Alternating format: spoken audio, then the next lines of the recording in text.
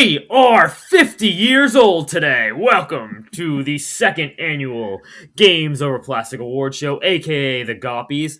I'm one of your hosts. I'm Sean Mason. I am going to be the lead host here because I like award shows. Well, some award shows, and I am hosting our award show like I did last year. And this is Games Over Plastic. Yep, we're 50 years old today, guys. And as always, I'm joined by two wonderful people. I'm joined by one of my favorite co-hosts, and his name is Hodge. Hodge, how you doing? I'm good. I hope everyone had a good Christmas. I've been looking forward to this episode because last year's was so much fun. I've been looking forward to the Goppies all year, so I'm very excited. I am not filming this one though from the bunker of my parents' house with like my headphones. I'm actually back in my spot. I got to spend some time with my family, and it was a lot of fun. So I'm happy to be here and talk some Goppies with you fellas. All right. Well, we're glad that you're not, bound up in a Harry Potter closet. So there you Yeah. go. Also joining me, as always, is the man who lives in a state that is often much warmer than where Hodge and I live. Hodge's former residence, Texas. Midnight. How you doing? Yeah, it's actually been kind of annoying how warm it's been. I've had to turn on the air conditioning and stuff. Like it's honestly been 80 degrees. It was 80 degrees on Christmas, and I'm like, this doesn't feel right. There What was is going on? there was like a warm front that went through the country that I guess just missed the Northeast because it's been like 10 degrees here like every day. But it was like 70 degrees in Missouri on Christmas. Like Yeah, that's it's 50 insane. here. Yeah, it That's didn't feel right. insane. Yeah, it's currently. I will tell you right now what it currently is here. It is currently 7 degrees Fahrenheit here, and that is a drop from last night where it was 37 at midnight last night. Windows is telling me that it's 70 degrees Fahrenheit here right now, but it says cooling trend over the next 2 days, so it's going to get cooler. I'm very jealous. Yeah, it's 42 here, so the 42's snow's gone, but not it's too still bad. cold. Yeah, 42 is all right. I can survive that. 42, Jackie Robinson. I'm all right until it hits the 30s, and then I get a little annoyed. And if it gets much colder than that, then I'm really annoyed.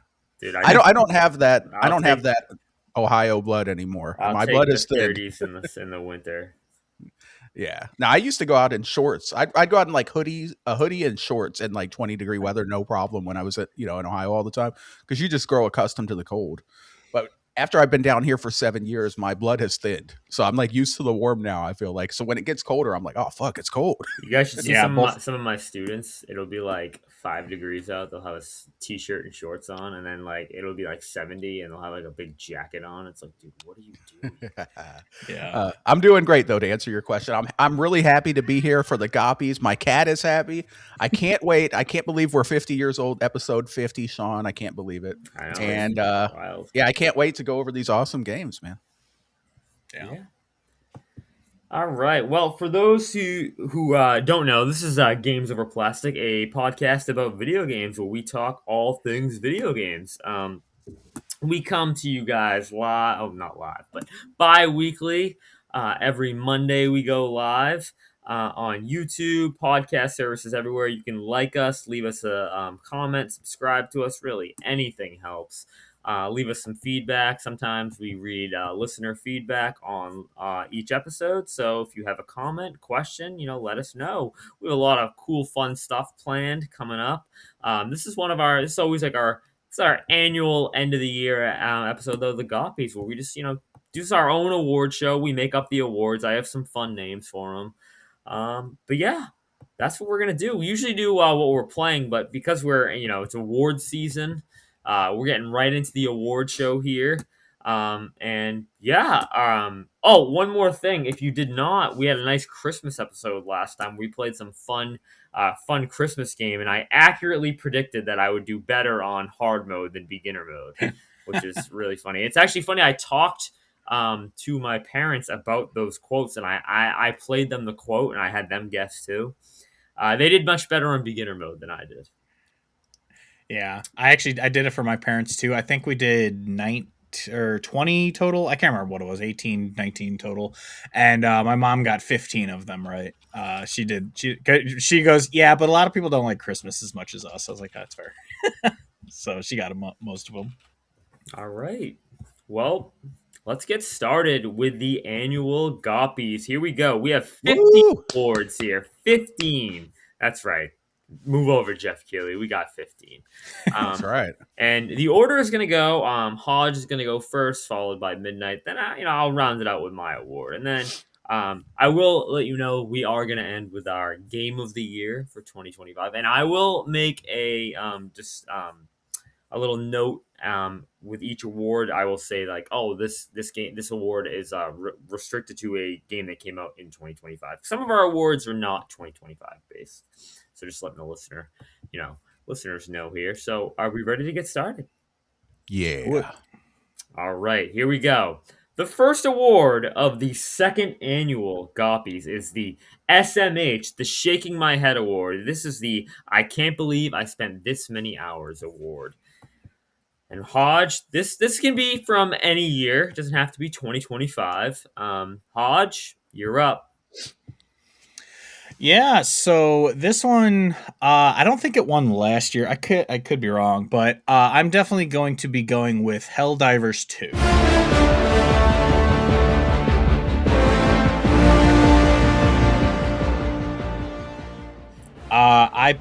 I got my PlayStation Wrapped thing, which Xbox apparently couldn't afford to do this year or whatever, so Xbox didn't do theirs. But this was my most played game of the year at 91 hours I put into it this year, so I played this game for quite a while.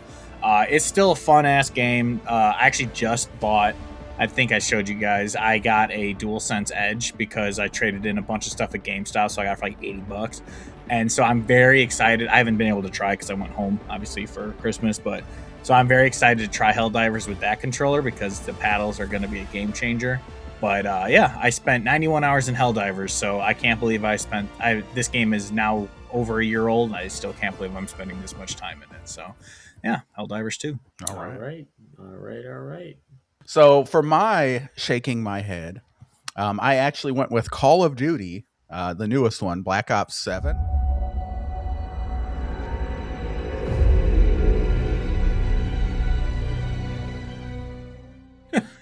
Because I played this game for about 2 hours, and this game is horrible, and I can't believe I spent that much time with it. 2 hours was way too much. This game was not worthy of 2 minutes. Horrible game. Call of Duty sucks. It's 2 hours of your life you'll never get back. I'll never get it back. I could have watched the movie. It's funny you said that because I was very tempted to make Arc Raiders my choice, and it was going to be the same thing if I can't believe I put 3 hours into that game because I fucking hated it. But I went with Helldivers. I went with a little more positive spin on it, but that's funny that you say that because that's what I'm going with. Call of Duty. If you want an honorable mention, though, I'll give you what was that game called? Unicorn Overlord. Because that game, I was like 60 some hours, and I just, like I said before, I don't think it really justified that runtime. Like, it was a good game, but by the end, I was really like, all right, can we wrap it up, you know? But yeah, I'm going with Call of Duty though. All right, so we got one end of the spectrum of 91 hours, a typical RPG or JRPG for Midnight and I, and then we have a 2 hour game, which is a typical indie game for Hodge. There we go. All right. My I can't believe I spent this many hours award, my shaking my head award, goes to a game that came out back in 2001 that I have put, this is really bad, I put around 150 hours into it, and that is Dr. Mario 64.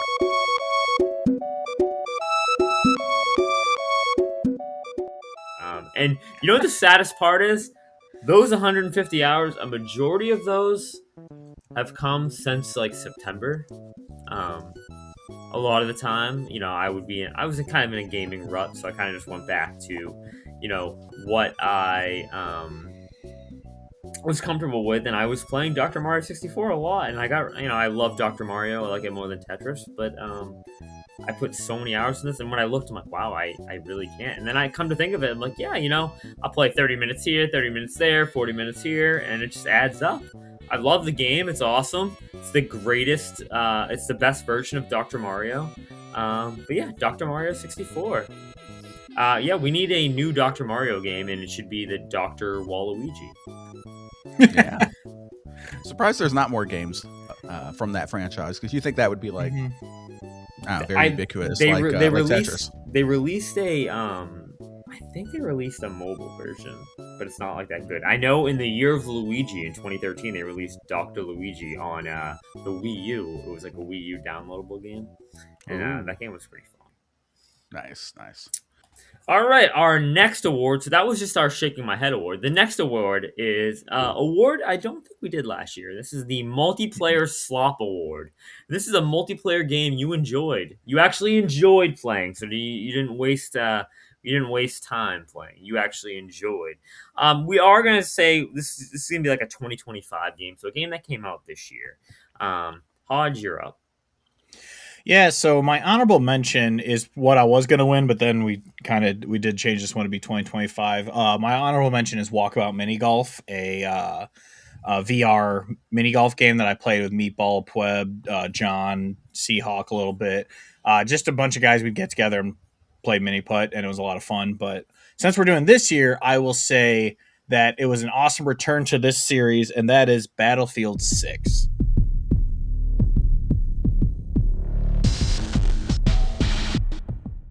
I put a lot of time into this game. I did eventually fall off just for other stuff, but this game was insanely fun.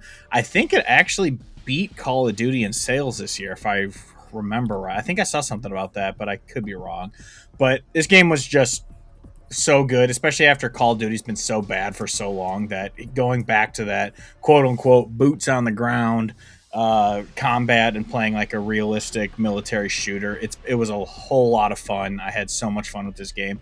I mean, I still have it installed. I'll probably go back and play it here and there every once in a while, but yeah, this game was just so much fun getting a whole squad together. It was dumb that you could only squad up with 4 people. You couldn't do bigger squads, especially when it's like 64 v 64. It's like, how can you not just have multiple squads together?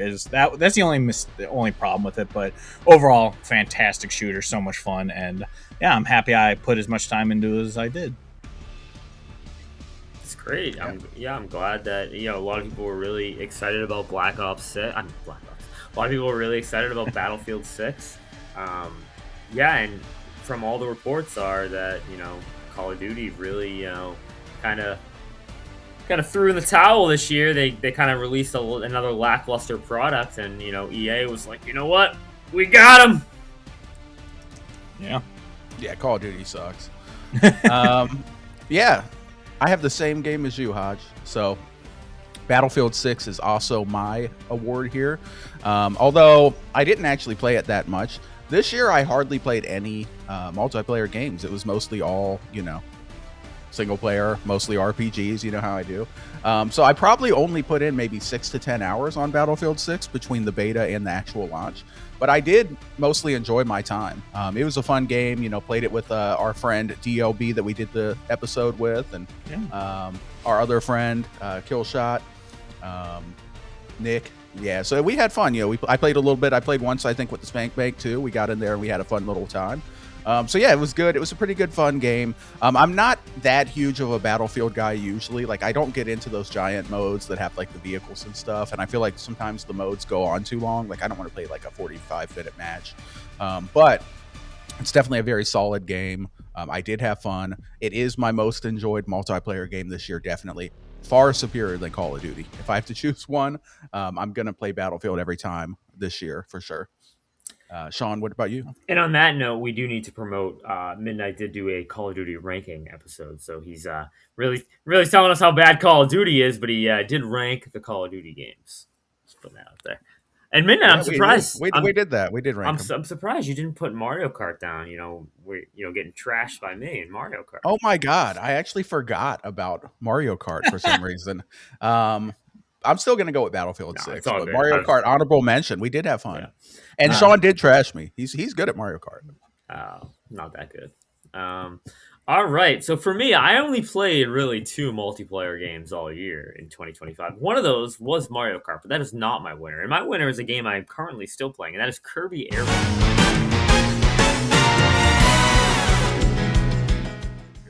Ooh, this game is freaking awesome. City Trial Online with 16 players is freaking insane.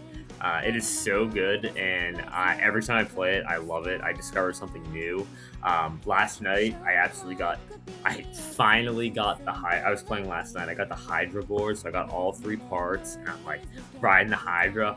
All of a sudden, this freaking guy comes out of nowhere. He had a super power up where he got like the Kirby sword power up. Hodge. Mm-hmm. Yeah. Well, he had like sometimes you have like a special move, and he got that, and he became giant and had the sword thing, and he was going crazy with it, and freaking just annihilated me. Oh, and I was so mad because there's only 12 seconds left in the match, and if you end the match without a board, you get put back for like the little event match after. You get put on like the default crappy compact star, which is like horrible. So I got put on that. I was so mad. I had the Hydra board, and now I'm on the compact stuff.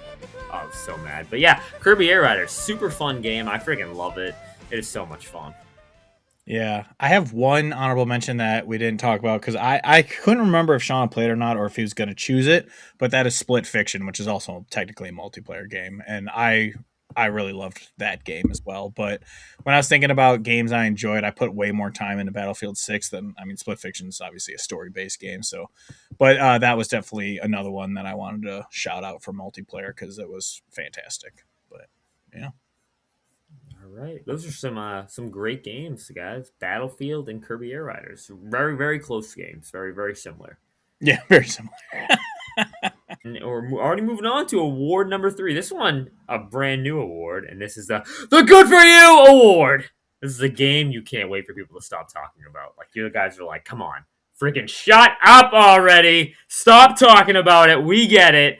And Hodge, now remember, this doesn't mean it's a bad game. We just were like, we're good for you. You understand. We get it. Hodge, you're up. I'm going to go with hold on. I think I got to make sure it came out this year. Where is it? Now, of course, it's not listed as it doesn't have its date. I'm going to go with it anyway because I'm pretty sure it came out this year. And that is The Last of Us Part 2 because it came out in the complete edition this year.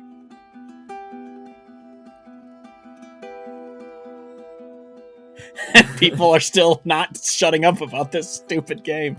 Okay game, as I've said many times, but that's what I'm going with because I'm using it as a loophole because people still talk about this game, and Season 2 came out, which brought it back into the conversation. But it'll be a great day when people stop talking about this game. So, yeah, Last of Us Part 2. So when Last of Us Part 3 comes out?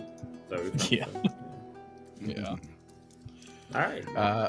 I think one of the main reasons people are talking about The Last of Us Part 2 so much is because our very own Midnight finally played it this year. Remember, we had the decision. It was a big episode on whether it was good or bad. Yeah. And it's partially my fault. I'm a trendsetter. So, great game, by the way. It's just never not talked about. It's because it's so good. All right. Sure. The Good For You Award for me, the game that I want people to stop talking about, not really, because I think for the most part they honestly have stopped talking about it until the Game Awards. And that's Clair Obscur Expedition 33. Because this game, in my opinion, is just overrated. It's overrated. I do think it's a good game. A great game, even. Like I said, I give it like an 85, 86. I enjoyed it. It might even win some awards for me. Who knows? We'll see. But people just did win an award. Yeah, well, yeah, it just got this one right. This might not be an award that it wanted to win, but yeah, like I don't know, man. It's just like people act like this is the definitive RPG or the definitive JRPG of all time, and I'm just like, bro, have you ever played another RPG? Like, they act like this is the first turn-based game that ever came out. Like, they didn't play Persona. They didn't play your favorite Mario game had the freaking click to react buttons, right? The Paper Mario or RPGs and stuff. Yeah. Like this game doesn't do anything super original. It's just has great music and fun combat. But anyway, Clair Obscur 33 for me. I'm hating a little bit, but I do still like the game. Don't tar and feather me too much. That was actually the first thing that came to mind when I was thinking about this award. I ultimately didn't choose it though, but I think it's a tremendous pick. I thought both of you were going to pick it, if I was being completely honest. Yeah. I love that meme that you see where it's like, Final Fantasy came out and it's like literally no turn-based RPGs, and then it's like Clair Obscur. That's funny. because that's how people act sometimes. Yeah. Sean, take it away, sir. All right, I've made it pretty clear about my thoughts on Claire here. I think it's a great game, but I have said that it is not the. I think there's so many other games that do what it also does. But for me, it is actually a game that just recently came out a couple weeks ago, and this is Metroid Prime 4. I've seen a lot of talk about Metroid Prime 4. I'm not a Metroid Prime guy. Only played the first one, have not played the second or the third one, but I'm seeing a lot of hate thrown at Metroid Prime 4, and I kind of want people to stop talking about it, just because like people who play it are like, "Oh, this is a great game," and I'm hearing a lot of people talk about it who have not played it, and they're talking about how, "Oh, this isn't a real Metroid game. We got some open world crap and some you're riding through a desert on a motorcycle. This isn't Metroid Prime." It's like, guys, stop talking about it. Just go play it. You'll probably like it. Everyone who's played it seems to enjoy it, except for maybe a handful of people I've seen who played it. It's like, yeah, it's not for me. So many people are enjoying this game. So please stop talking about it. Go and play it. That's what games are for, to play. Have fun. Talk about what you like. That's fair. I mean, I'm never going to play it because I didn't like the remaster, so if people like it, awesome. I don't care. No, but what I'm saying is people are talking about it because it's like they're talking about how like it's not a Metroid game. Oh, yeah, whatever. I don't care. I've played 2 Metroid games in my life, and I think they're both mid, so I don't really care. But I haven't heard anyone talking about it. I was legitimately almost going to choose KCD2 for this award, but honestly, the only people who talk about it are people in our Discord. I don't hear about it anywhere else, so I can't really say that that's talked about too much. So, but that's kind of what I was almost went with. So I think it's probably the same if it's in your bubble. I haven't heard anyone talking about this game. It came and went. I completely forgot it was even out when I saw the reviews. A lot I of was people like, are talking about it. A lot of people. Yeah. I haven't heard anything. So it's not in my circles, but yeah. I was going to say, I don't think hardly anyone's really talked about KCD too much until recently when the devs were kind of throwing shade on them getting robbed. That was funny. They were like, "We've been robbed," because they didn't win any awards, I don't think, which is a shame. No, they didn't. Yeah. It happens, you know. Not everything can win everything. Mm-hmm. All right. Are we ready to move on? Yes, sir. All right. Our next award is the I Can't Believe It's Not Butter Award. And this is the favorite game that felt so much like another IP. All right. Hodge, you're up. Yeah, so my game, it doesn't feel like another video game IP, but it feels like something else, and that is the Midnight Walk. This game, it just feels like a Tim Burton, like that's another IP. IP. Yeah, Tim Burton. Yeah, so it's like another IP, but not a video game IP is what I meant. But yeah, so it's like Nightmare Before Christmas or a Tim Burton type thing, or the Lake. I think it's Laken is what that was called. Who makes like Coraline and Paranorman? Like it has those vibes so well done, and I absolutely loved this game. I know me and our buddy Meatball always talk about just. It's one of the greatest VR experiences I've ever had playing that game. Like it's a good platformer, walking sim kind of game in 2D, which is where I went to just kind of clean up the platinum after I beat it. But playing it in VR, it's like an 11 out of 10 experience. It is so cool, and yeah, it just feels like you're playing a stop motion Tim Burton type movie, and it's phenomenal. So that's what I'm going with, the Midnight Walk. Yeah, this game looks good. I mean, Hodge, you've spoken so highly of it, and it screams like right up your alley. So it looks awesome. I need to play it. Yeah, and it's a quick game. It's like 4 or 5 hours to walk through the whole thing. I think I got this plat in 6 or 7 hours. I can't remember, but I beat the entire thing in one day, and yeah, it's awesome. All right, Midnight good stuff. Yeah, so for me, Hodge, I think you might like this one. So my favorite game that felt so much like another IP is, and I honestly, I don't know if this came out this year, but I think it might have, and I don't care. I'm just going to go with it. It's Fortnite Ballistic Mode. Did that come out this year? I don't know. I think so. I'm pretty sure it did drop this year. The Ballistic Mode of Fortnite is kind of like CS:GO, Counter-Strike Global Offensive. It is that turn-based kind of search and destroy style. You know, you got 5 versus 5. One team's trying to plant the bomb, the other team's defending the bomb. You got 1 life per round, and it was just a lot of fun. I played it with my friend DLB. We put in quite a few hours of this, a dozen hours or more, and we never play Fortnite, so that's a lot. And we were having a good time, man. I wish this game mode was a bit more popular. I feel like people are missing out. This game's awesome. People should play this mode. That way the devs, continue to support it and make more maps and stuff. Dude, it's super fun. Like, you buy weapons and then you go out there and you kill people and you plant the bomb and then you do Fortnite dances and dab on people and do all kinds of shenanigans, and it's good times. And it really is fun, and I like it, and I will go back at some point, and I recommend other people play it. Fortnite Ballistic Mode. It's free, of course. It's Fortnite. So get in there and try it out, people. If you ever like Search and Destroy or CS:GO, or even not, if you just want to try it, it's good. Did you run around as Peter Griffin or Homer Simpson killing people? No, I didn't have those skins, unfortunately. I got like some basic skins. But I do have Gundam Style the dance. So I remember I bought that for some reason. I randomly bought you that. said Gundam Style. Gangnam Style, whatever. I'm not Korean, dude. I don't Gangnam Style. know. Do I look Korean to you, Sean? 2012. I'm not a Korean weeb, but that was song was funny. It was a hit. Yeah, so I'm doing the dance, and it's funny in that game. Like the whole team can come up and like synchronize, and like everyone does it together. It's cool. Yeah. I don't like Fortnite, but I understand why some people do like it though, because like it does have a fun vibe with all the characters and dances and stuff. It is just fun. Yeah, it went into early access December of last year, so it probably didn't get really popular until this year. So yeah, I hope it's doing well. I mean, I think it's a good mode, and I hope it continues. And people, if you're listening to this and you never tried it, you should try it. Yeah, it's good. Sean.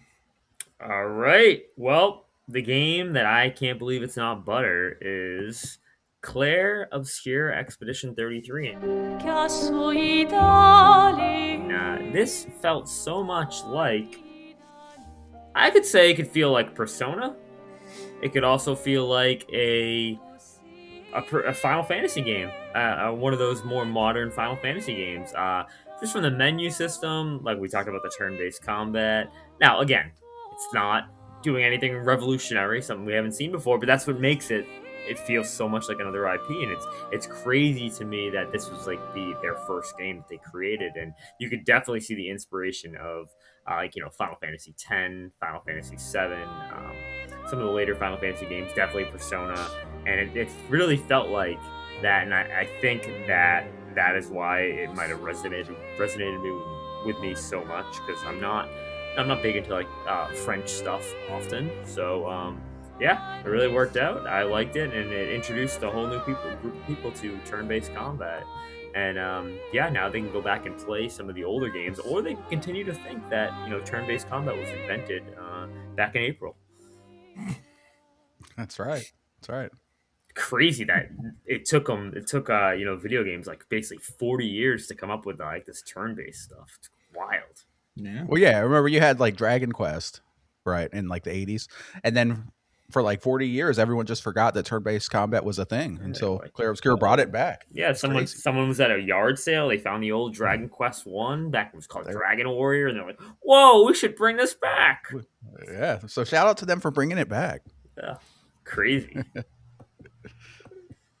Good stuff, Sean. All right, so that was the I Can't Believe It's Not Butter award. Which, I mean, do they even sell that anymore? I Can't Believe It's Not Butter. Yeah, of course they do. My brother had some over when we were at Christmas. He was using it. He ate it. He ate it with a spoon. That's wild. He mixed it in the mashed potatoes. I'm a natural butter guy. It's way healthier for you. Eat real butter, people. But they still sell the I Can't Believe It's Not Butter margarine. Yeah, Melanie Mack would agree with you. Yeah. Well, there you go. What's she up to these days? I haven't seen anything about her in forever. I don't know. Ask Locke. Right. Locke knows. He's posted about her regularly.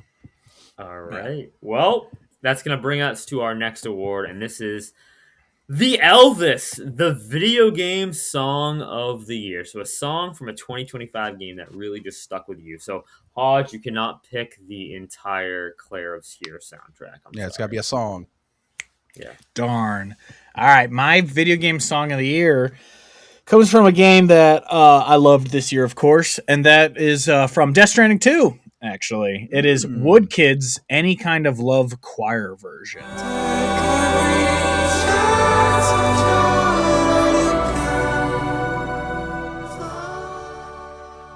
This entire album, I actually have it. I just got on. I pre-ordered it early this year, but I just got on vinyl finally. The soundtrack for Death Stranding 2, and Wood Kid did the majority of it because, unfortunately, the artist who did most of the first soundtrack passed away. So they had some songs from him that weren't completed yet, and they finished them and put them in the game. But Wood Kid mostly did the soundtrack, and this soundtrack is insane. It was difficult to choose because Rainy's theme, or the story of Rainy, is a fantastic song. There's a lot of just amazing songs from the soundtrack, but the one that stuck with me was the choir version specifically of Any Kind of Love, and it's just a beautiful song. In the in-game music player, I would put it on all the time while playing, and yeah, so this game really stuck with me. Obviously, I'm sure you guys expected me to choose a Claire Obscure song, which is definitely an honorable mention. That soundtrack is amazing. I do love that soundtrack, but this Wood Kids song is really what stuck with me, so that's what I'm going with. That's good. Yeah, I mean, I know a lot of people do rave about the music in that game too. I mean, this is a tremendous year for video game music. This is actually really hard to pick for me. There was so many, a lot of things to choose from. Yeah, Midnight. All right. So, for the Elvis video game song of the year, it's time to show some love for Claire Obscure, because this is one area where they absolutely crushed it. Just knocked it out of the park. One of the best soundtracks I've ever heard. And for this, I am going to go with the song Lumiere.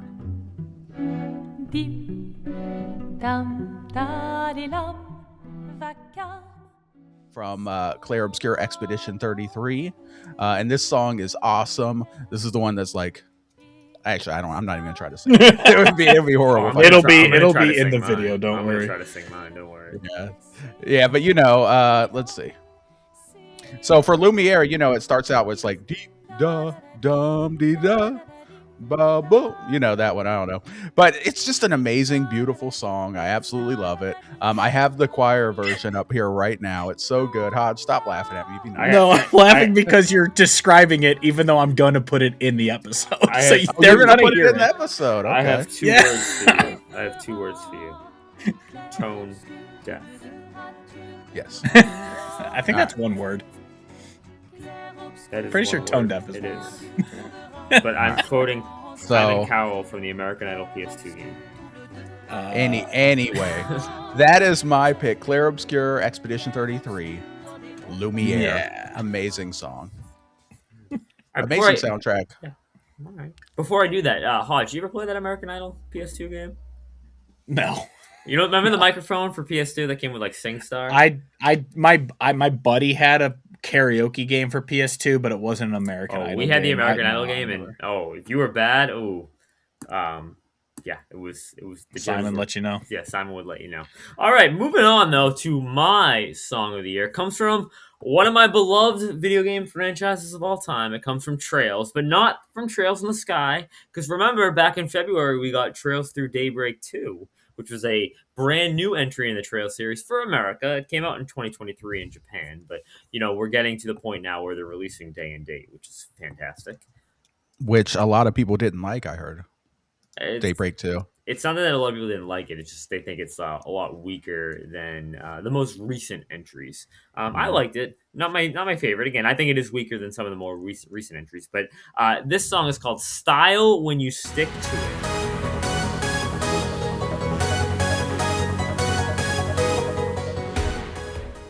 And this comes from a battle theme during one of the chapters that kind of drags a little bit, but this kind of brings it and kind of makes it all the much more worth it. It's a very upbeat, kind of intense song, and it's really good. I freaking loved it, and it's currently still on my video game music playlist. It's awesome. It reminds me of something you would find in like a beat 'em up game almost. Something that's really like kind of get you in that mood, get you in that fiery mood. I really liked it. So yeah. So again, that is Style When You Stick to It. All right. Well, I'll hear it when I'm Yeah. editing the episode. Yeah. I just heard a lot of people didn't like Daybreak 2 that much, but I have heard though on a more positive note that the one that's coming up next. Oh, Um, into I, the horizon, beyond the yeah, horizon. I saw a video where some dude said he already played it, and he said Well, it was yeah, it because was it great. came out in Japan last year. Yeah, Yeah, I heard that one's really good. So like back to form. So yeah, I'm excited. I'm excited for it. Comes out in January in like 3 weeks, I yeah, think. January. yeah, Sean, I'm playing Trails in the Sky Part 1 right now. I'm in chapter 3, and I am enjoying it. So Wait, there you you go. you had to put up the visual 3 because I don't know what 3 means. So thank you. How do you hang Sean, on? Hang on. How do you do 2 with 2 be fingers? nice to You me. do 2 with 2 fingers. You do that. It's this. What's that? Texas. Look, man, you gotta be nice to me. All right, stop bullying me. Okay, I'm very fragile. I'm fragile, like Death Stranding too. Great From character. Christmas Oh, yeah. Vacation, right? Yeah. From Christmas Fragile, Story. Christmas Okay, that Vacation. was just referenced in a Christmas Story. podcast I was listening to, and someone's like, "Oh my god, That was our podcast. no, a different one." Oh, okay. They stole it from us then because we talked about it too. Yeah, they stole that quote that came out 40 years ago. Yeah. Yeah, From we us. made it up. Yeah. Fragile. Anyway. All right. All right. Moving on to speaking of dads. Oh, look at this. Talking about dads.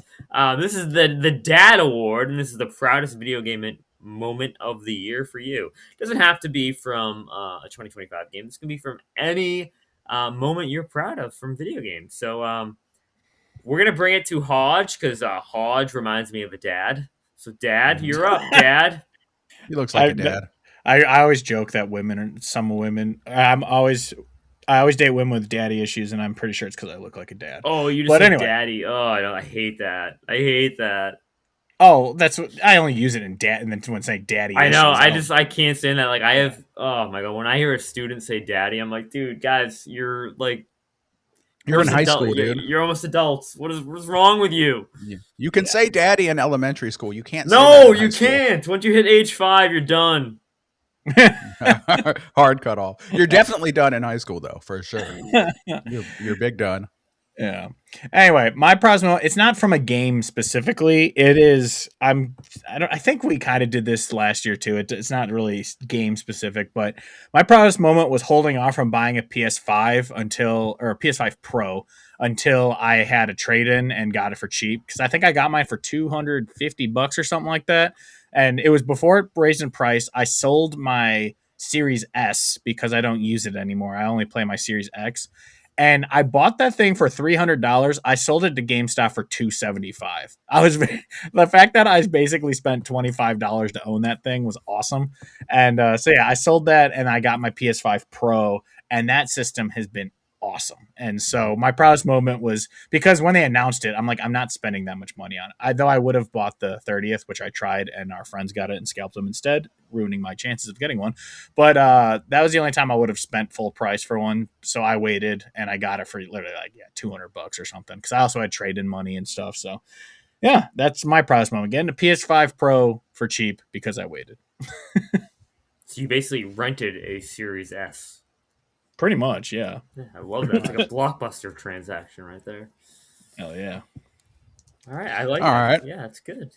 It's a good one. I just love how I always get shit because, I'm so frugal, and I am. Let's be honest. But I love that Hodge's gaming moment is that he saved good money I will say this: on a PlayStation 5. Hodge is not frugal at all. No, Hodge spends his money. That's for sure. Because it's not going anywhere with you. Once you're gone, it's gone.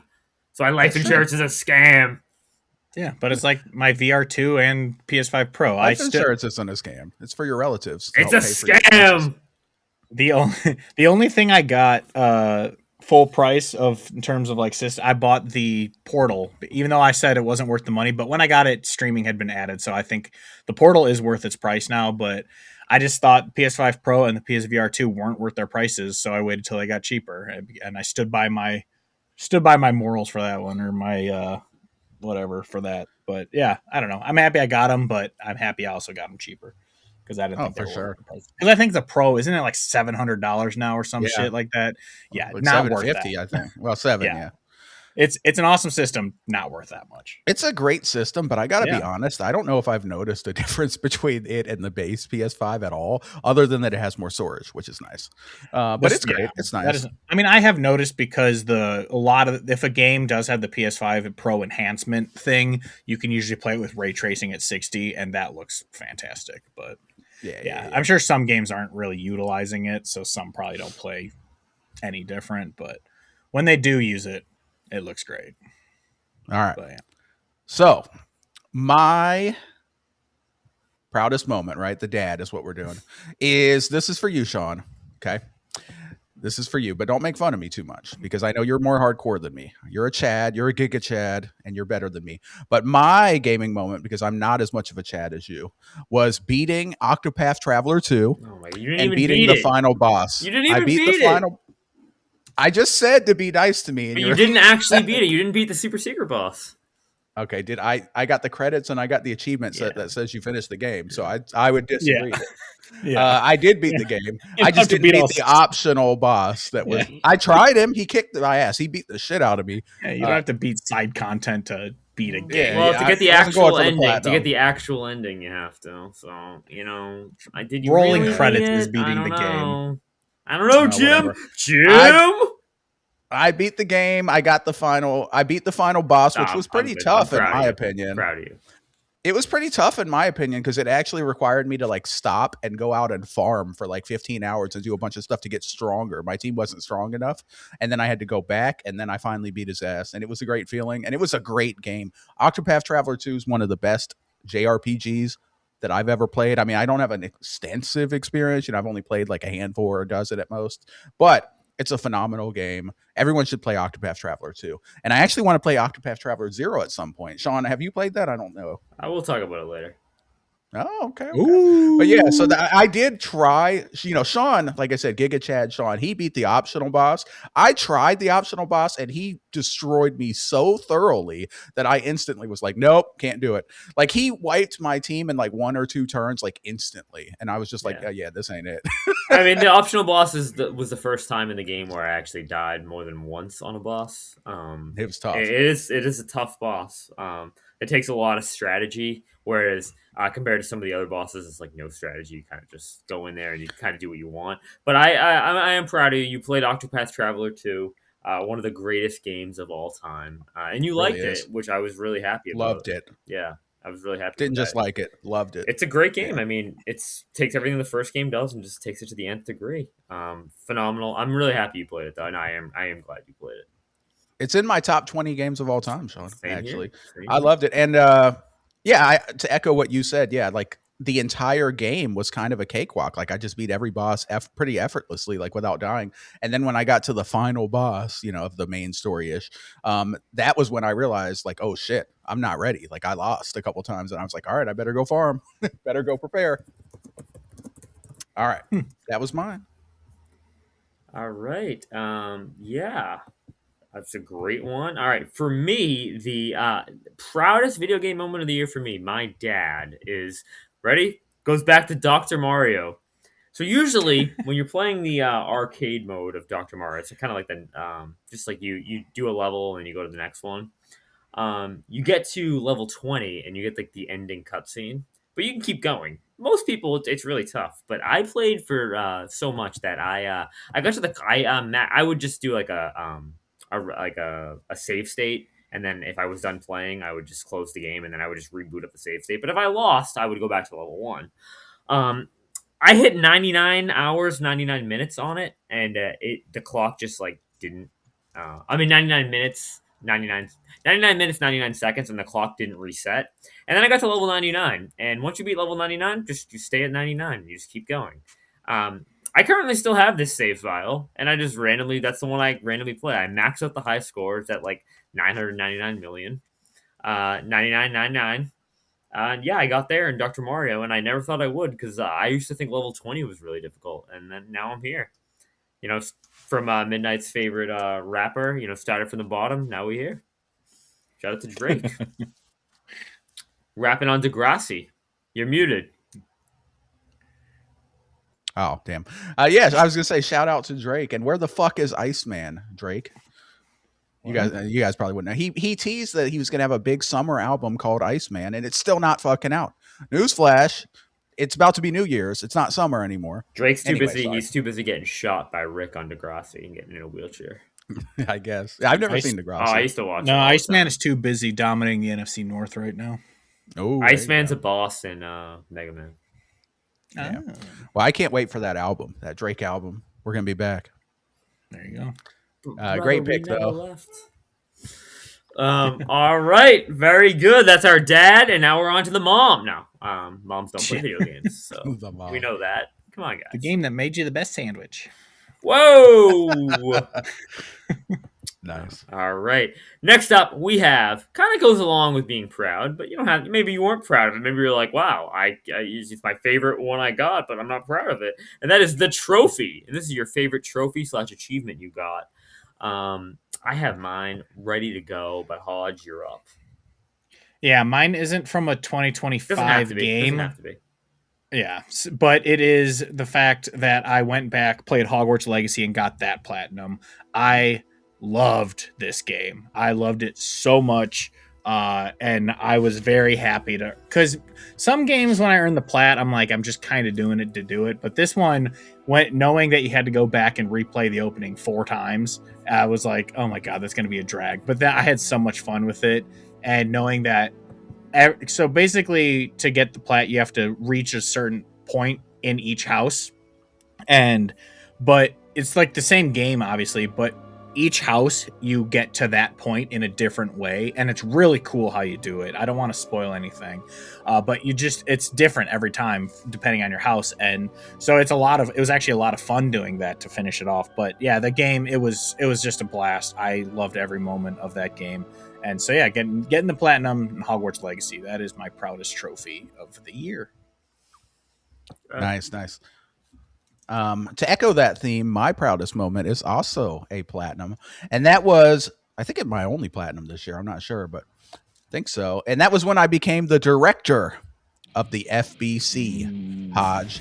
As listeners will remember, Hodge gifted me for Secret Santa Control. And, because I have so much respect for Hodge, he's the dad of the podcast. I was like, I can't just beat Control. I got to get the platinum. So I did. I got the platinum. I'm now the director of the FVC. Control is a great game. I am looking forward to Control 2. And I am now a lightweight Remedy fan. I say lightweight because I'm not to the levels of Hodge. They're not Larian for me. But I do like them. I think they make great, interesting games. So shout out to Control and that platinum, which was slightly annoying to get, particularly just that one where you had to spend like 100 skill points or something, because you had to do like a ton of like extra backtracking and stuff, which I don't usually do. But it wasn't that bad, honestly. I only spent like, 28 hours maybe. It wasn't anything crazy, I don't think. But that's it. Control platinum for me. Wait, so you got the platinum for Hodge, but you couldn't get the platinum for me and Octopath Traveler 2? There's no way, dude, I could get the Octopath. That boss would still be kicking my ass today. There's always a way. There's always a way. All right, but there's a way. Mine is also a platinum, but mine does not. Mine falls under the premise that Hodge said, where he's kind of just doing it to do it, because I was there, and that was the Star Wars Battlefront 2, well, Battlefront Collection Platinum. This is the Marshal Commander, and this is mainly because I had to grind for hours on each weapon, killing certain soldiers, getting streaks with them, and then there would be a cooldown where you had to like swap weapons. You couldn't do it. You had to like wait another 5 minutes to use that weapon again. I remember just doing this. I would just be like, all right, I'm gonna do this for 2 hours, then I'm gonna take a break, and I'll come back tomorrow, do it for another 2 hours, take another break. And it took me like weeks to do it, just because that's what I had to do. And I cheesed it where I would be in like training mode, so I didn't have to like end the match. I could just stay there and just not do the objectives and just kill things. It was a lot of fun because I do love those classic Star Wars Battlefront games, and it was really fun actually going back and playing them and just getting through and getting the all the trophies for both of the games. And it made me really sad that we never got a real Battlefront 3. I'm not talking Battlefront 1 from 2015 and Battlefront 2 from 2017. I'm talking, Battlefront 1, 2004, Battlefront 2, 2005. PS2. Let's get Battlefront 3 made by Who made those games? I can't even remember. They're a defunct studio now. It's the same people who did the Saboteur. Why can't I think of the Yeah. name? Oh my god, Pandemic. Yes, it was I think? Pandemic. Yeah, let's get them, bring them back. Let's get Battlefront 3 and just make it just like the old Battlefront games, because that's just what we need in the year 2025. Yeah, the Year only of our reason I Lord. didn't play this collection was because I heard it was completely busted when it came out, and I was It wasn't that it was busted when it came out. The online, like if you were gonna play like online with other people, it was, and then they fixed it. oh, okay. But like the Yeah, regular because I remember game that was was fine. yeah, because I was really excited to do that because I was so looking forward to playing this online because I loved these games growing up. I had them on PS2. I played the living crap out of them. Me too. Yeah. But so I was excited to do that online with people. When I heard it was busted, I was just like, It's I'll fixed pass. now, But though. It's fixed now, but it's yeah, beyond that point. maybe I should get these at some point because They're so much fun. I loved these games so much growing up, and I actually replayed because Xbox had them back compat. So me and my cousin played a split screen play of it for a little bit, and still holds up. Love Oh, these it's games so good. so much. So good. Yeah, so I might have to get this eventually. Are But these EA? Yeah. No. Those Yeah. are the other games. Those are the Old ones? No, those are the newer I ones. think EA did the redo because they own They did it, the but redo, but yeah. Okay. Yeah, because I was gonna say if it was EA, it will almost positively come to. no, PS this Plus is and definitely Game not Pass. EA, because they would have required me to log into that stupid EA account, and my EA account doesn't Yeah, I don't work. know. So I don't know who did these ones. All right. in Galactic Conquest from Battlefront 1. Great. It was done by Yeah. Aspire. Yeah, Spire. Yeah. Yeah. Anyway, So Battlefront, Sean? good games. Yeah. Yeah. All right. Next up, we have The Stand. This is the character of the year. So a character from a game that came out in 2025. I put a little caveat in here. You cannot name Mael. Yeah. So I'm sorry, Midnight. I'm kidding. What? I'm Why? kidding. Okay. yeah, it's because mine's my out. No, I'm kidding. My character of the year is actually Hazel from South of Midnight. Oh, good one. Yeah, this game, obviously we've said it a million times. It's like a 6.5, 7 out of 10. It's not a great game by It's a any 4. stretch. But But the story and like setting and all that is so good, and Hazel is such a fun character. Like she's not like a girl boss or whatever. She's just a really well constructed character, and I love this game for its cutscenes. Like it's really, which is why I know, like we said before, you could turn off the combat to play this game. Like, and so it was an okay game, but the story and music and everything was so good that I really enjoyed it. And like we've said, I think on our last episode, if you ever do find it free or whatever, it's worth a playthrough. I think, in my opinion, I really love this game. But Hazel was such a good character, and I really loved her story, and so. Yeah, that's who I'm rocking with. I'm going Hazel from South of Midnight. Good pick. Good pick. She's also up there in my top 2 or 3 probably. She was great. Yeah. Other people should probably play this game if you get it on sale or on a subscription. And probably you should consider turning off the combat because it's really not very good. Yeah. But the story and music and the platforming is okay, and it's pretty good. So for me, my character is from Clair Obscur Expedition 33, and you guys are trying to ban me, but you will not be successful because I didn't pick Mael Hodge. I do love Mael, of course. Jennifer English, God, she killed it with that voice acting. She's amazing. Like I've said before, when she has those moments where like she's freaking out because of the visions, like her voice acting is so good in that, like that it literally gave me like anxiety, like as a viewer watching it. Like she's freaking out so much. She's phenomenal. Yeah. She's amazing, and I love her. But Jennifer English, for the record.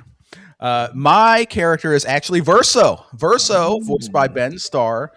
He killed it. Awesome voice acting. Awesome character. I really love his conflicted arc. He's kind of caught in the middle of what's going on there.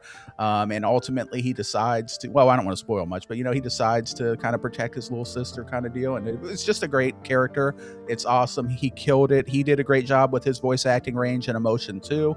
He's a very key character to the story. He's a very key character to the ending and which route you take.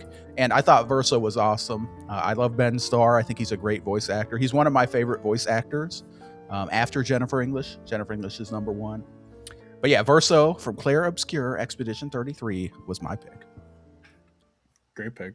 And there's a lot of people from that game you could have picked too. I mean, that's why I was pick any joking around. character. The characters in that game were awesome.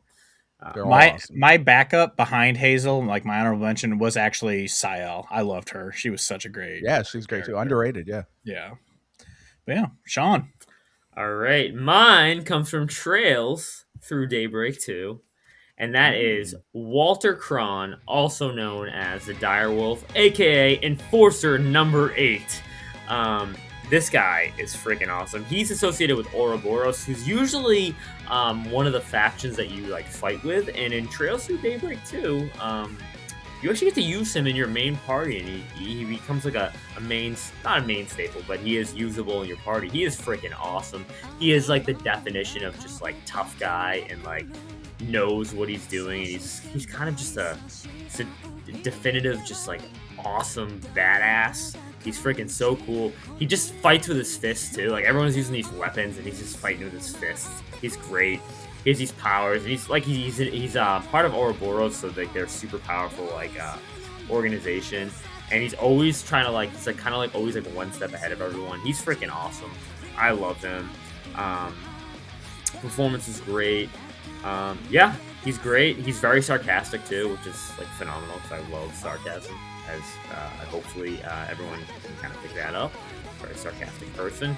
So yeah, Walter Cron, he's so cool. Love him. And in Trails Through Daybreak 2, he does a tremendous job.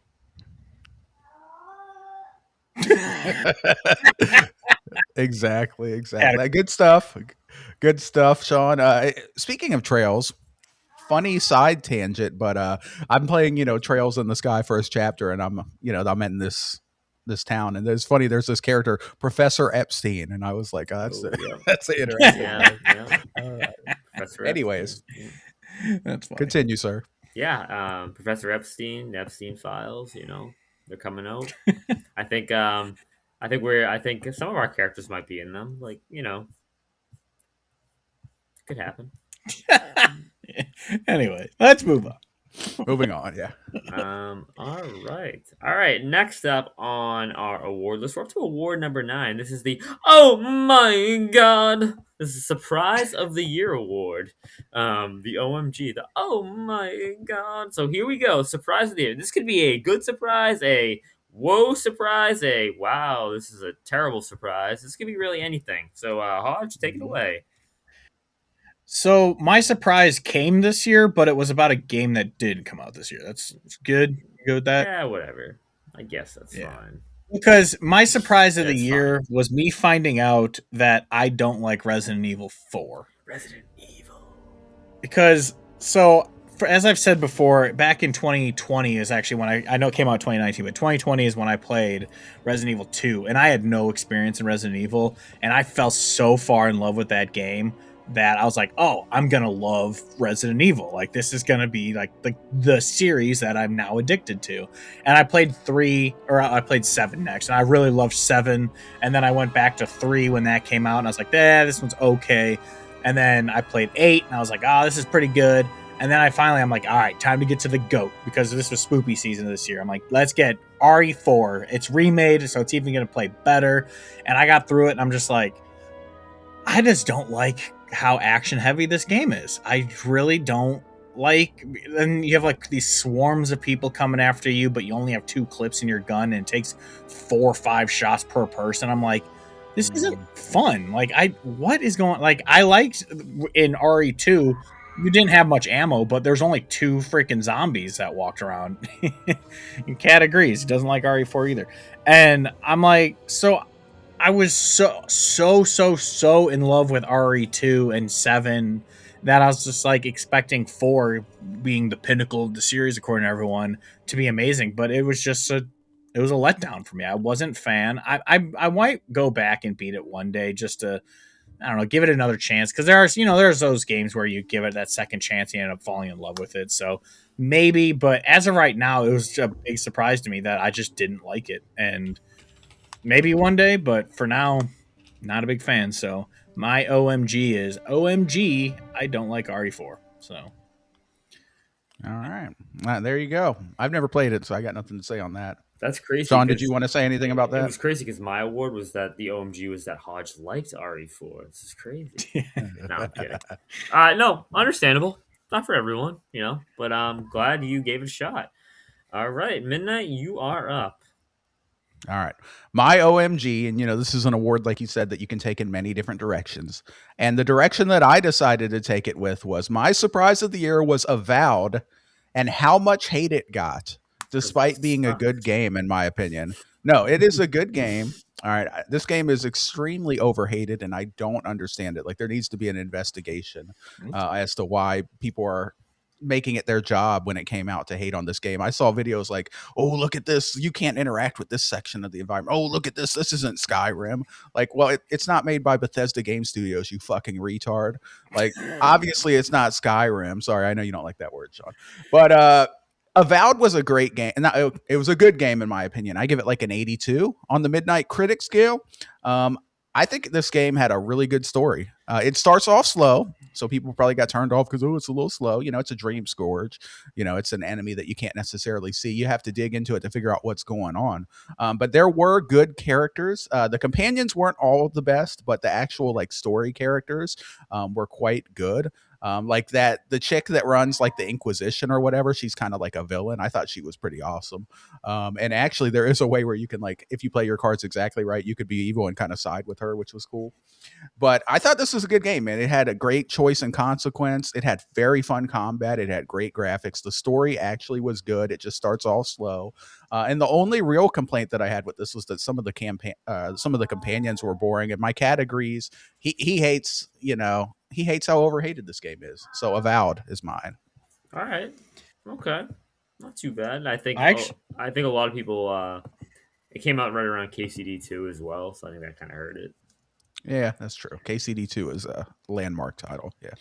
Yeah, I agree. I didn't beat it. I just kind of fell off it at one point, but I liked what I played of that game. I thought it was fun. So it's not like I can't be the barometer of if it's great or not, but from what I played as someone who doesn't really play those types of games, I enjoyed it. So I don't think it, it's funny because what did he get, like a 78 or something on Metacritic or something? Like it was high 70s, low 80s, whatever it was. And I don't know, I felt that kind of fit it, but yeah, people were acting like it was scoring like 30 on Metacritic. It's like, no, it wasn't that bad. I feel like I hate to say it, but I feel like it is the Xbox tax of it's on Xbox, so we have to dislike it more than we should, kind of thing. And that's just kind of the vibe I got from it. But yeah, I thought it was fine. I thought it was a good game. Yeah, and I'll say this. Can't shut up, bro.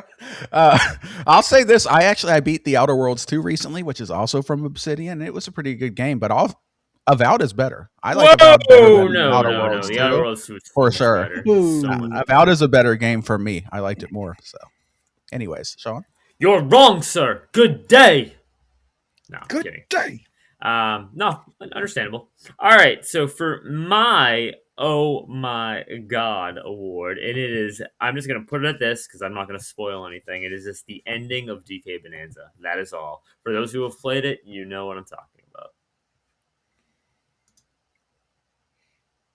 I beat it. I can't think of what it is. The ending? You got the actual ending? I don't know. I beat the game and the credits rolled. Did you beat the optional boss? No. There's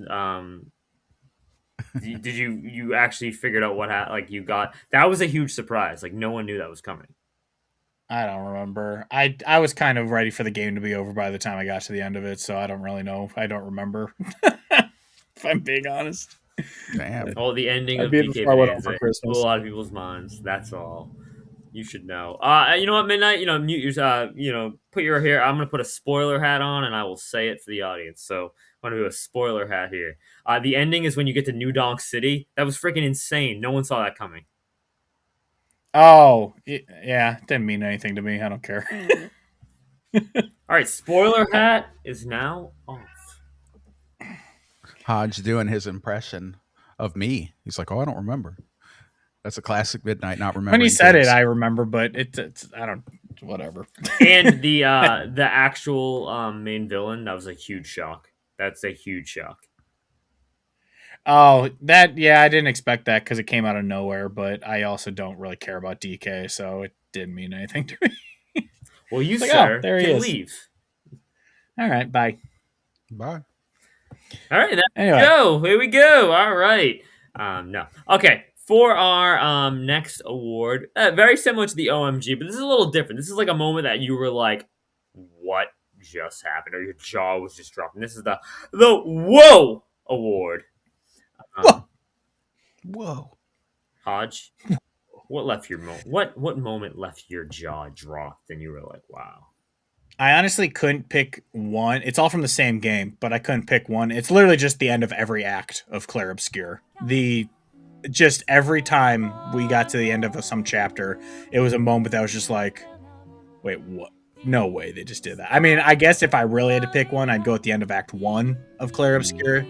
But even the end of the prologue, the end of Act 1, the end of Act 2, 3, the epilogue, every ending was just like, what the hell just happened? Like, left me floored wanting more of this game. And so, yeah, I could go, I guess, I'm going to say the end of every act, but if I have to pick one, it's the end of Act 1. And just, yeah, that game had a lot of moments that I was just like, damn, I can't believe they did that. But yeah, that's what I'm going with.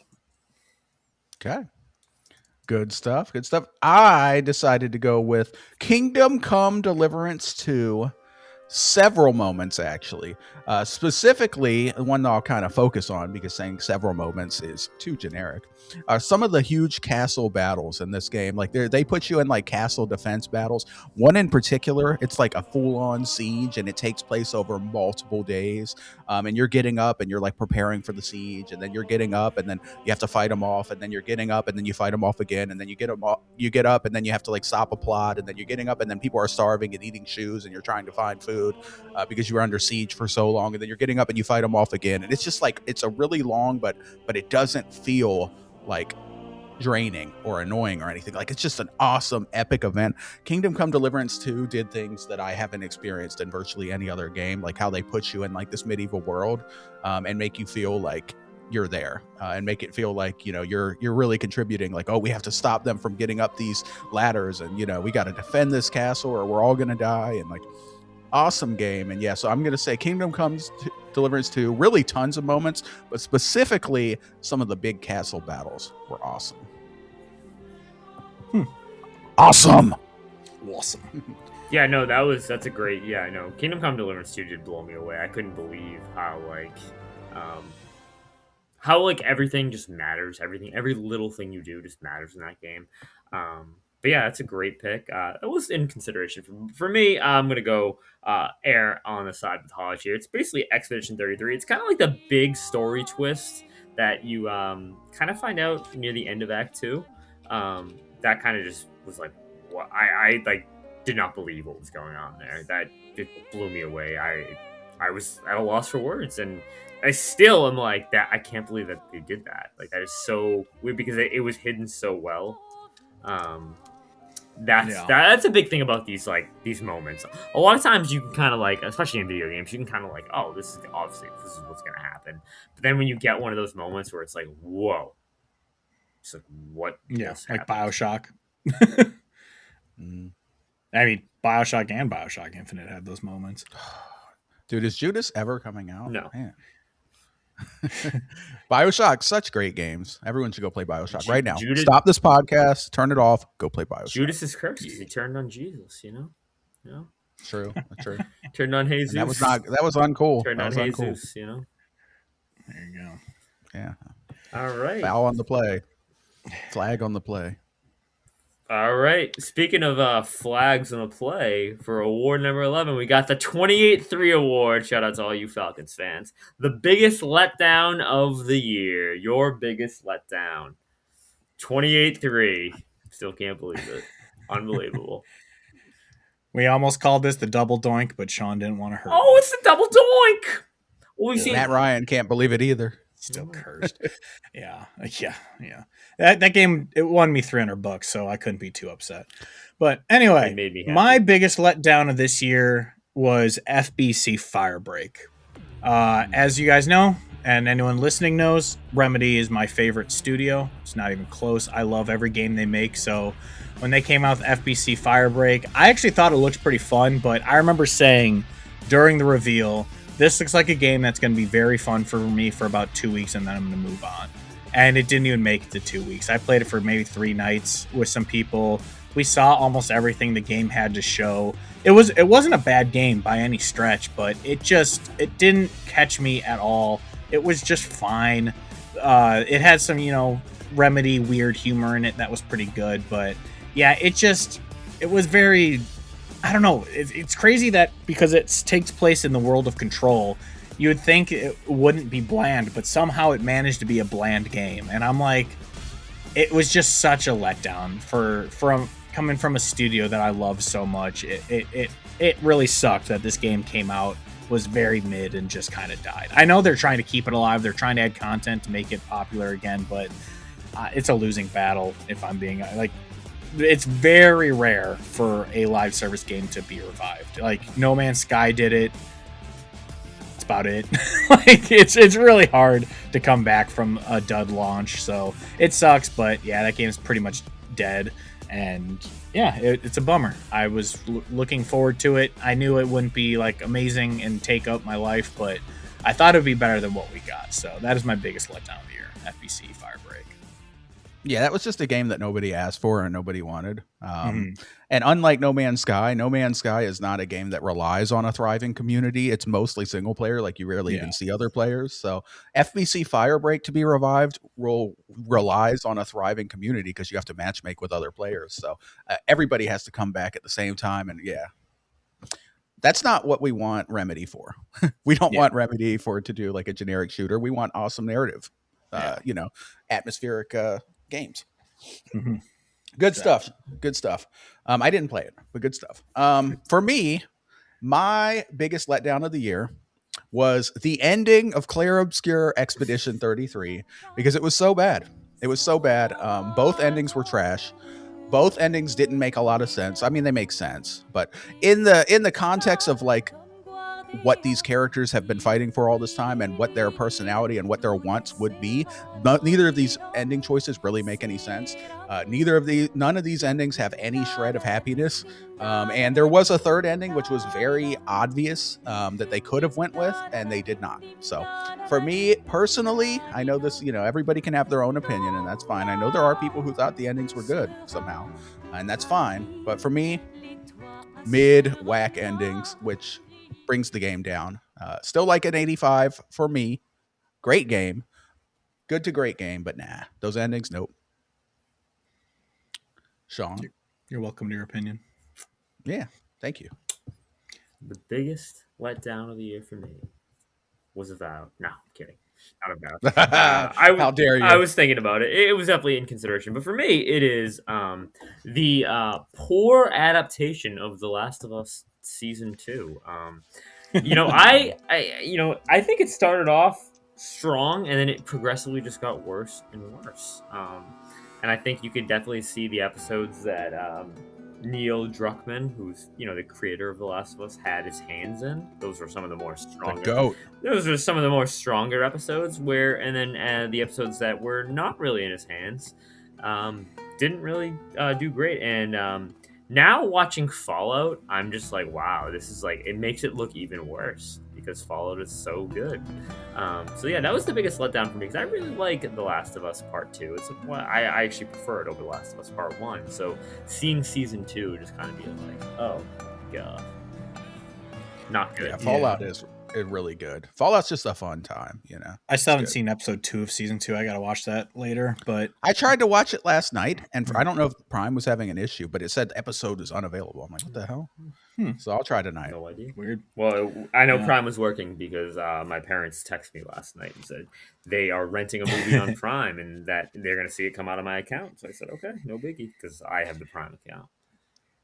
I will say I agree. Obviously, I am the more hater of Last of Us Part 2, but I remember still the episode where they have the zombie break-in at the city in Jackson, and I was like, this is so Walking Dead. Like, it did not feel like Last of Us at all. I was like, everyone who was a name had plot armor. It was just the most Walking Dead crap I'd seen in them forever. Like, I thought this show did a lot of good, but it did mostly not great. And that I just will never forget that zombie like swarm at Jackson being like, oh, that was just so Walking Dead, like, and not the good parts of Walking Dead. There's Walking Dead had some moments, but stuff like that where it was just plot armor out the ass. I'm like, that's just yeah. So I do agree that even though I'm not big on the game, the show was a step down from even the game.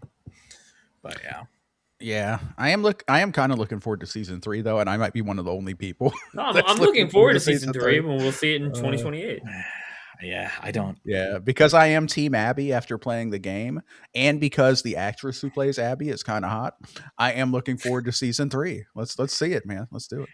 Yeah, I have a feeling they're going to lose almost the entire audience. Oh, Of yeah, people who aren't, because when you see that neither Joel or what's her face Ellie is going to be in the show, it's like, yeah. you're Yeah, gonna, I think Sean and I are in the minority of people that are excited about it. yeah. We will I don't see. know. We'll have to wait. I and just see feel like in 2 casuals years. who weren't fans of the game aren't going to stick around when they completely change the cast for an entire season. But we'll see. Who knows? Well, Who knows we'll how see. they're even going Sean to do and it? I will We enjoy have it. no idea how they're even going to do it. Really have no idea. They haven't really said anything. Yeah. Well, I mean, Neil's gone too, so Yeah. Don't be We'll don't see. be a bigot sandwich. All right. yeah. Don't be a big god.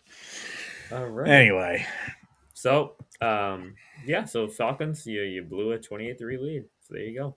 All right. And speaking of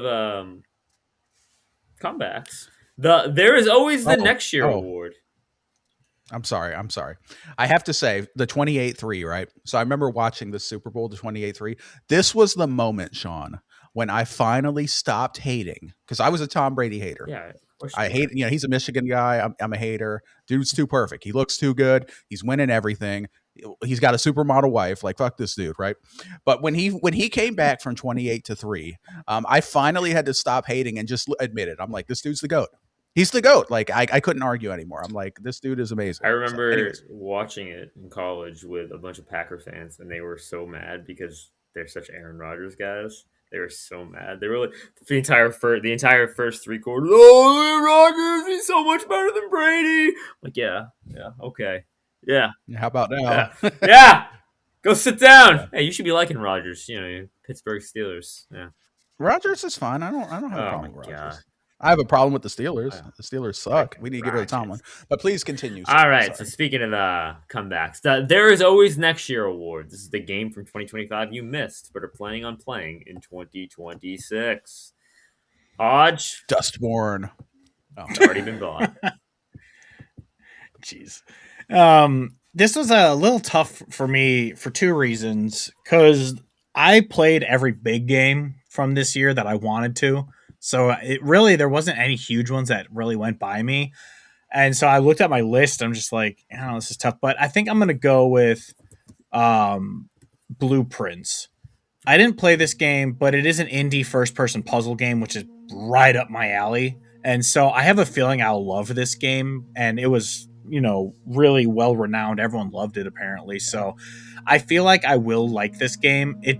It was never on my radar as a game that I was like, oh, I really want to play that. And it just, I don't know, nothing about it stuck out to me. But hearing what it is and how much people loved it, I feel like I got to give it a try. I think I actually have it on PlayStation. I think it was a PS Plus game, yeah. Yeah, so I have it. So I think I am going to play this game. Really quick, my honorable mentions were Croc Remastered and the Gex Remastered both came out this year, which I really want to play. And I want to get back to Oblivion Remastered because I really did enjoy that game. But I technically played it, so it's really not a game that I haven't played. So that's why I didn't pick that one. So yeah, Blueprints is the game from this year that I'm going to get to next year. I think that's a great pick for you because, I don't like puzzles personally, but you do. And yeah, I mean, that game has got like a 92 Metacritic or something. Yeah. And, scores are kind of stupid, of course. But I mean, when a game is that high on the scale, there's something to it. You know what I mean? People really like it. So I think you'll enjoy that. That's cool. Yeah. For me, Mine is actually Borderlands 4. And now this is a game that I wasn't all that interested in, but they kind of won me over when I saw the gameplay because it just looks really fast and fun and fluid. It just looks like a good time. I also heard pretty good things. I'm pretty sure Lockmort enjoyed this game and other people enjoyed this game. So one of these days when I have some time, I kind of want to fire up Borderlands 4 and just have a little bit of fun, shoot some stuff, get some guns, pick a fun character class and, build them out and see what's going on out there in the wasteland in the Borderlands. So yeah, Borderlands 4 was my pick. Nice. That movie was horrible, by the way. Don't watch the movie. What are you talking about? Masterpiece. Oh yeah. Surprised it wasn't nominated for best adaptation at the Keeleys. If it was that year, I mean, they gave it Until Dawn. I mean, come on. It was probably better than Until Dawn. I don't know. They both suck. Sean, what say you? Mine, I alluded to it earlier, is Octopath Traveler 0. I already have it bought. I own it. Just haven't started playing it yet. Gonna play that in January though. I'm really excited for it. Freaking love Octopath 1, love Octopath 2. So I'm gonna love this. However, I am. So I'm really looking forward to it. Sorry. I was just saying that is a great cozy January game. It's snowing outside, and you can sit back with some coffee and play Octopath. Doesn't get much better, does it? Yeah. Some honorable mentions for me was the 100 Line Defense Academy. I really want to play that game too, and I know that's like a 200-hour game. So I got that. Ball Pit is up there for me as well. Blueprints as well. I debated doing Ball Pit, but I'm like, I don't know if I'll ever get to it really. But who knows? The Die Hard movie tie-in game, that's up there too. Speaking of, I had Die Hard for the NES back in the day. It's a fun game. Oh, look at you! Fun game. All right, but yeah. Oh, and Tony Hawk Pro Skater 3 and 4. That was a honorable mention for me too. I never played it.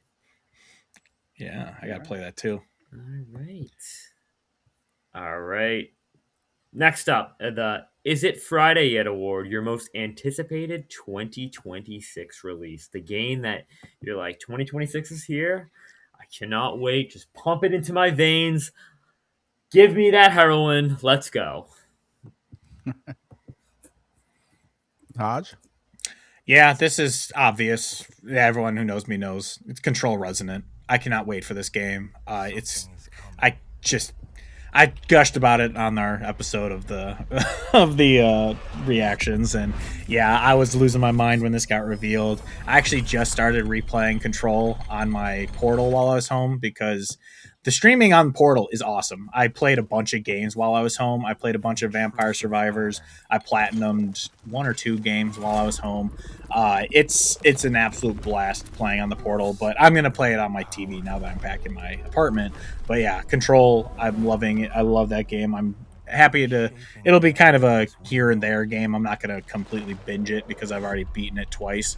But I'm replaying the first one, and I'm very excited because I don't want to play it too close to the release of Resonant, but I want to replay it before Resonant, so I just kind of started it again. And yeah, I cannot wait for Control Resonant. I know there's probably other stuff that I am excited for next year, but when I looked at this award, I knew immediately it was this one, so I didn't even think up any honorable mentions.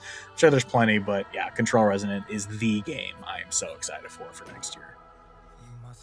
Right on. Good pick. Hodge, when do you think it's going to come out? When do you think it will be released? What month? I mean, if far along as it is, or spring, but I'm not sure because I'm trying to think when Alan Wake 2 came out. I think it was a summer game, if I remember right. I can't remember, but I don't know. I could see it being either spring or fall. I have no idea. Hopefully, it's earlier than later, but I don't know. Okay, so.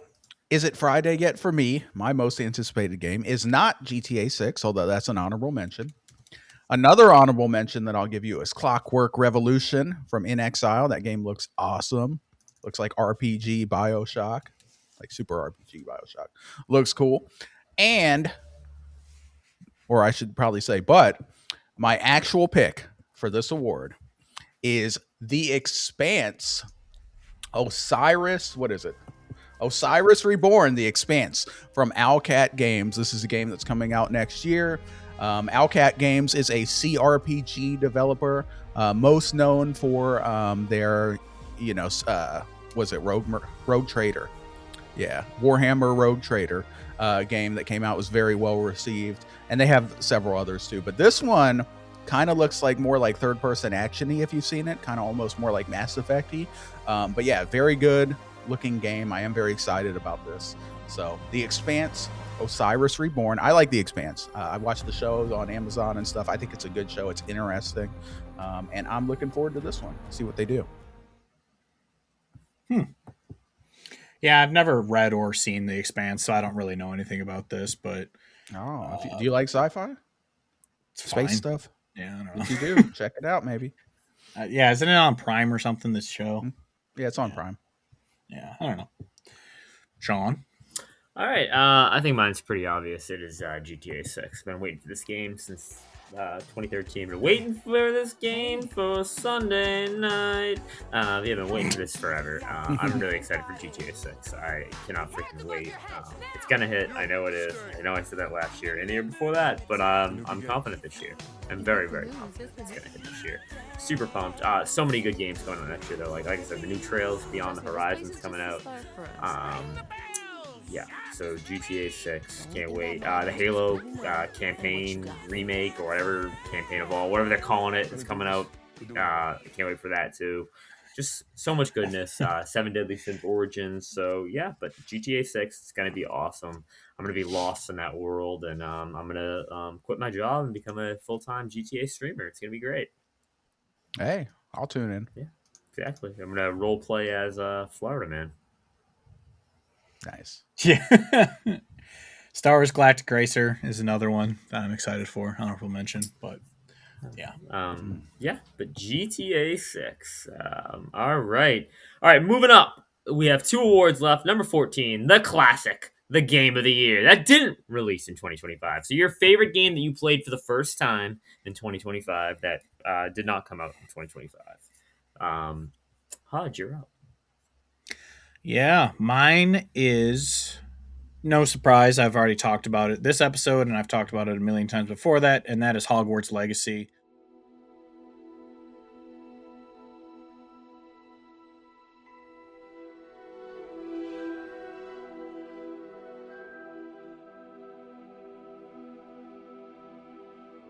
I loved every moment of this game. It would have been probably my game of the year it came out.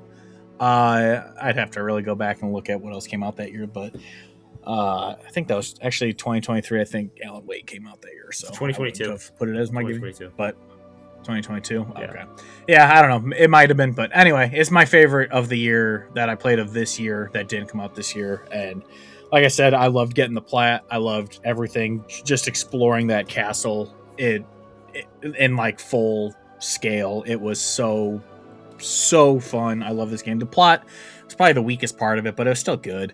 But yeah, this game, loved every moment of it. So Hogwarts Legacy is my game of the year that didn't release in 2025. So yeah. All right. Okay. Good pick. Flipendo. Good stuff. All right. So for me, I could have went with Octopath Traveler 2 because I beat it in this year, and possibly, I don't know, if I did my favorite games of all time, that actually might rank higher. I'm not positive, but I'm gonna go with a different one that's like very close, because I love this franchise. Fire Emblem Three Houses.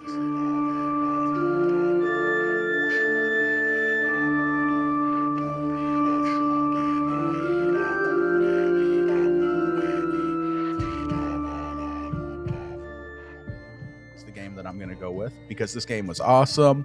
I love Fire Emblem, as you guys know. It's probably my favorite Nintendo franchise. I cannot wait for the new one, by the way. If that comes out next year, that might be my most anticipated, actually. I don't know when that comes out, though. But anyway, not going to change my pick. Fire Emblem Three Houses is the classic game of the year because this game was phenomenal. Everyone should play it. I want to go back and replay it another time and pick a different house and see how it changes things. Although I went with the Empire, and that was the correct choice in my opinion. So, Sean, when you replay it, I recommend Empire. But of course, do you, sir, please. All right. For my game of the year that didn't come out in 2025, it is East 10.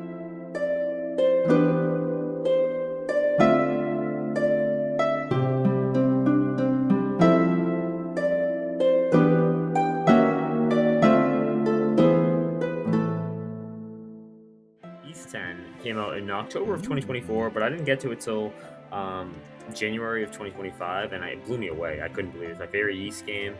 Um, it was Wow. unbelievable. Slow. It started off slow, but then really picked up, and it blew me away. Compelling story, phenomenal characters, and I highly recommend it. And they're doing a re-release of it, the Nordics version, which comes out in February. So if you have not played it yet, I highly suggest it. Yeah, Yeast 10 Proud Nordics is coming out. Hmm. They did the Atlas thing where they're like, oh, here's a super version. And I am waiting on that version. Yeah, it's really good. I'm going to So play it. I'm excited. I'm excited for more people to play it. Nice. Very nice. I was gonna say, I said Nordics came out in 2023. It's Proud Nordics is the Proud real. Nordics is the new one. Yeah. Yeah. Okay. Yeah, yeah, yeah. All right. All right. And finally, our final award, the GOAT, the Brady, the game of the year, the best game from 2025 that you played, or your favorite game from 2025 that you played. Hmm. Hodge, tell us why the game of the year in 2025. Before you do that, do you guys think Ooh. last year, famously, we all had the same pick? This year, I don't think that's going to be the case. Do you think any of us will have the same this year? I No, don't know. I don't no, think I don't so. think so. No, I think we're gonna have 3 different games this year I think so because too. my game of the year, no surprise, mon ami, is Claire Obscure Expedition 33. S'en va dans l'oubli éternel. Et Gustave dom guardiam dilim didididida This game has I didn't redo my top 10 when we did our 11 through 20 because I was really hungover and didn't feel like doing it. But this game might sneak into my top 10. I'd have to really think about it. I loved this game so much, start to finish. I loved both endings. Sorry, Midnight. I almost earned the 100% on Xbox. When I replay it on PS5, I will 100% it. I couldn't beat Simon, but apparently there's a lot of good ways with Mael to beat bosses. But yeah, I love this game. I'm not a turn-based person. I'm not an RPG person, but this game captured me from the start. I think it wasn't really the gameplay. I did enjoy the gameplay, but it wasn't the gameplay that captured me. It was the story, this world. It was incredible. The voice acting, the music, everything about this game. I loved it.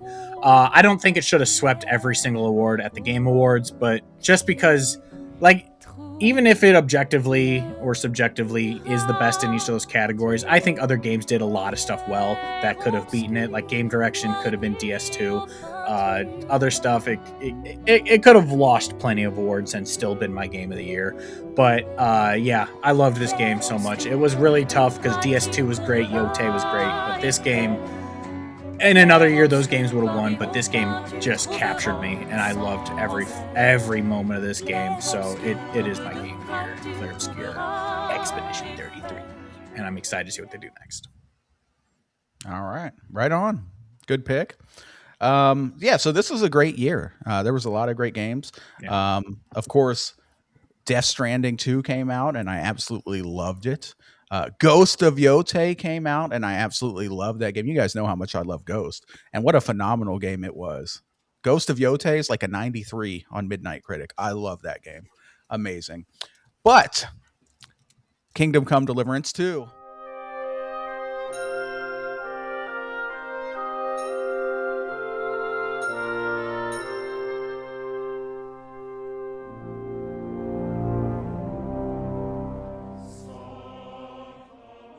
Hodge was already writing, is my game of the year because it was just a little bit better. It's like a 94 or a 95 on Midnight Critic. It's pretty much a masterpiece. Things that they did in this game, like I said, the immersion in the world, the choice and consequence, the great characters, Henry of Skalitz and Sir Hans Capon, hilarious characters. It's just a great game. It's a great experience. The combat is a little bit intimidating at first, but once you get into it, it's actually a lot of fun. Like the Master Strike and the parrying and, picking your directions when you're attacking. It's awesome, dude. This game is great. Kingdom Come Deliverance 2, I'm so glad I played it. That is my game of the year, and I can't wait to see what Warhorse does next. What a great studio. Yeah. Great pick. Awesome pick. That was in my consideration. But ultimately, I did not go with Kingdom Come Deliverance 2. I went with the game that Midnight slandered earlier, and that is The Outer Worlds 2.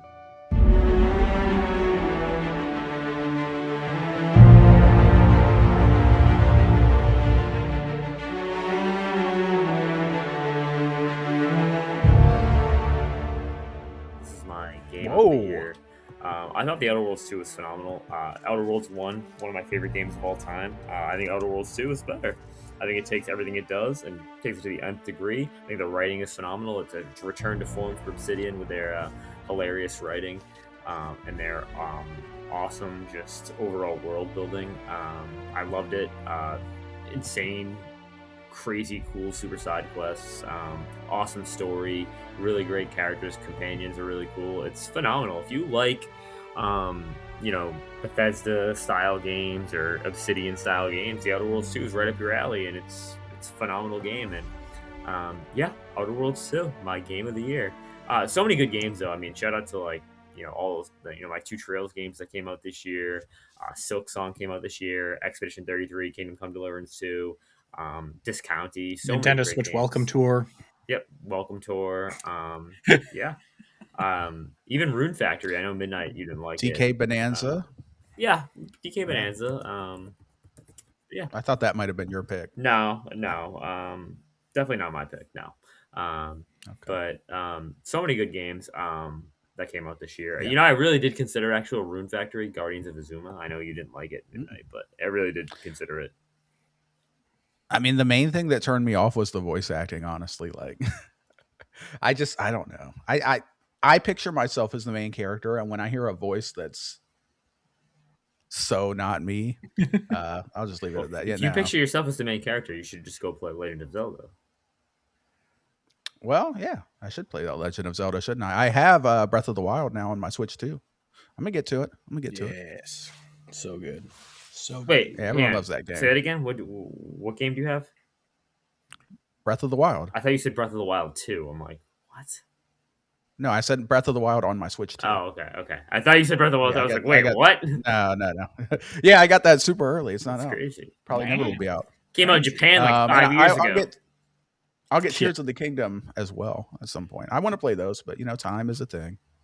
Yeah. It is a thing. You are right. The thing that restricts us. All right. Well, good pick, Sean. Yeah. Good game. Not as good as Avowed, but good game, sir.